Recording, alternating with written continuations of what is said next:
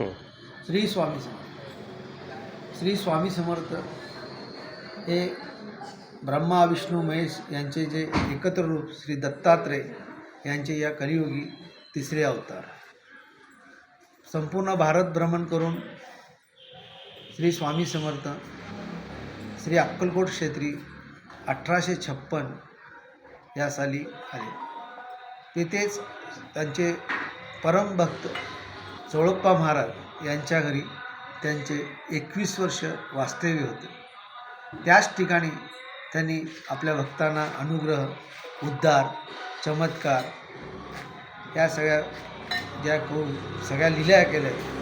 कृष्णलीला म्हणतो आपण, कधी भक्तांचा उद्धार म्हणतो. हे सर्व श्री स्वामी भक्त चोळप्पा यांच्या सदनीच केलेले आहेत. 1872 साली चोळप्पा महाराजांच्या सदनाचा काहीसा भाग जीर्णोद्धार करून मठाची स्थापना केली. त्या मठामध्ये श्री स्वामी समर्थाने स्वहस्ते उजव्या सोंडेचा श्री गणेश म्हणजे मयुरेश्वर, श्री दत्त महाराजांचे नरसिंह समृद्धी यांचे गुरुपादुका, तसेच कोटी आम्रलिंगेश्वर म्हणजे ज्याचं चंद्राच्या कलाप्रमाणे त्याचा रंग बदलत असतो ते शिवलिंग स्वतः स्वहस्ते प्राणप्रतिष्ठा केली. नंतर 1878 चैत्रवद्य त्रयोदशी या दिवशी श्री स्वामी समर्थांनी आपला अवतार समाप्त केला आणि त्यांच्या इच्छेप्रमाणे श्री स्वामी समर्थ भक्त चोळप्पांच्या यांच्या सदनी ते त्यांची समाधी आहे. श्री स्वामी समर्थ यांनी सर्व भक्तांना एकच सांगितले, जो अनन्यभावे मला शरण येईल त्याचा योगक्षेम मी चालवतो. म्हणजे थोडक्यात मराठीमध्ये किंवा आपल्या बोलीभाषेत सांगायचं म्हणजे भिऊ नको, मी तुझ्या पाठीशी आहे. श्री स्वामी समर्थ. तुमचं इंट्रोडक्शन. मी नरेंद्र नारायण पुजारी, श्री स्वामी समर्थ यांचे परमभक्त चोळप्पा यांचे 4थे वंशज. स्वामी समर्थांनी आमच्या घरावर कृपादृष्टी ठेवली, तसेच सर्व भक्तांवर कृपादृष्टी ठेवली. जेव्हा प्रथम आमच्या घरी आले तेव्हा आमच्या पूर्वजांना स्वामींनी एकच म्हणले, अरे चोळ्या, ओळखलास का मला? तुझं माझं पिता पुत्राचं नातं आहे. 7 पिढ्याचं ऋण फेडण्यासाठी मी तुझ्याकडे आलेलो आहे.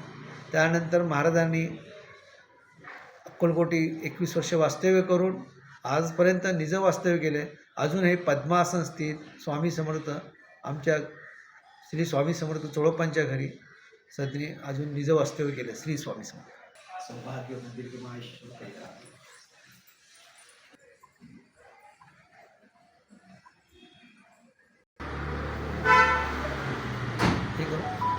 श्री स्वामी समर्थ.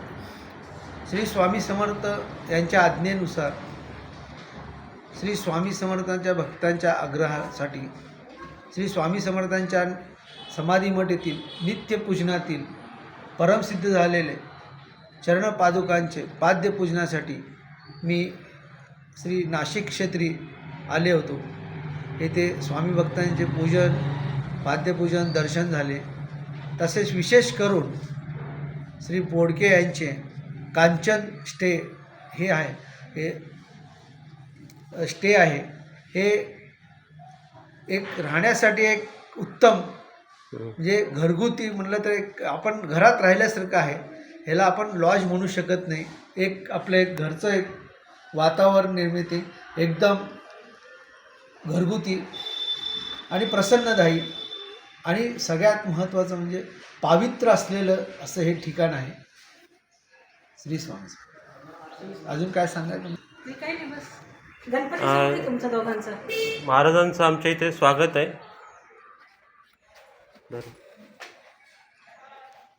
यांची कृपादृष्टी अशीच आमच्यावरती राहावं आणि सतत स्वामींनी जेव्हा जेव्हा नाशिकला येतील आमच्या इथे निवास करावा ही मी त्यांना विनंती करतो.